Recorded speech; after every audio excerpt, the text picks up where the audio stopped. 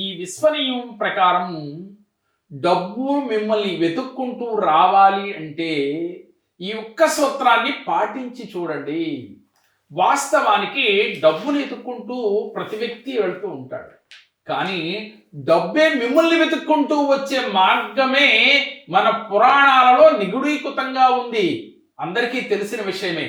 ఈ విశ్వనియమాలని మనం ఇవాళ చెప్పుకున్నప్పటికీ కూడా ఈ విషయాలన్నీ కూడా మన పురాణాల్లో ఉన్నవే అని గ్రహించాలి.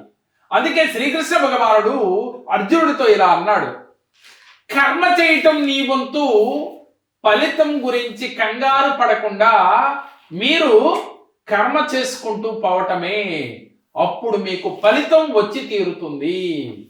అంటే ఫలితం ఇవ్వటం నా వంతు, కర్మ చేయటం మీ వంతు అని చెప్పి శ్రీకృష్ణ భగవానుడు భగవద్గీతలో తెలియజేశాడు అర్జునుడికి. దీన్ని బట్టి మనకేమర్థమైంది? కర్మ అనేది అంటే పని చేసుకుంటూ ఫలితం నాకు వస్తుంది అని మీరు వెదరికి వెళ్ళాలి.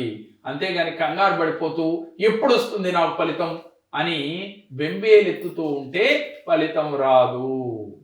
నా పేరు సీత. నేను సార్ దగ్గరికి ఇట్లా నా పరిస్థితి బాగుండక నేను సార్ దగ్గరికి వెళ్ళాను.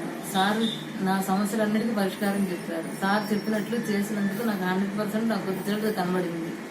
మీరు కూడా నమ్మి ఆయన దగ్గరికి వెళ్ళి మీ సమస్యను పరిష్కారం చేసుకోండి. నేను కూడా మా ఫ్రెండ్స్ని అందరినీ తీసుకొని వెళ్తున్నాను. మీరు కూడా దయచేసి సార్ దగ్గరికి వెళ్ళి మీ సమస్యలన్నీ పరిష్కారం చేసుకోండి.